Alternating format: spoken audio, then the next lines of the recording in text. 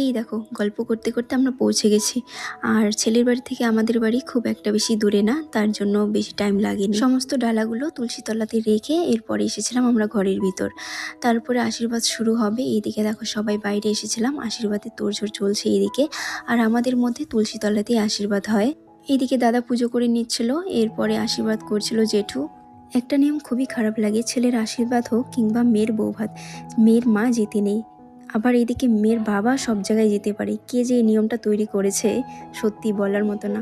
আশীর্বাদ শেষে টিফিন করে এসেছিলাম চারপাশটা ঘুরে দেখার জন্য। আর দাদা ওইদিকে এসেছিল ছবি ওঠার জন্য। আমরা শালিরা কেন বাদ যাব, আমরাও কিছুক্ষণ ছবি উঠে ভিডিও করে তারপরে বসে অনেকক্ষণ আড্ডা দিয়েছিলাম। আর এই জায়গাটা ভালো লাগছিল, চারপাশটা ঠান্ডা পরিবেশ, সবুজ চারিদিকে। আর এদিকে দেখো পাপা নাকি পায়েল পরবে, ওর মার পায়েলগুলো পরছিল। এরপর এসেছিলাম খেতে, খাওয়া দাওয়া কমপ্লিট করে কিছুক্ষণ বসে রেস্ট করছিলাম। এরপরে শুরু হয়েছিল হলুদ খেলা।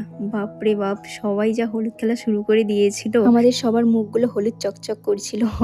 এরপর দাদা সবার কাছ থেকে আশীর্বাদ নিচ্ছিল, কারণ এখন বাড়ি যাওয়ার পালা। তো চলো সবাইকে আজকের মতো টাটা বাই।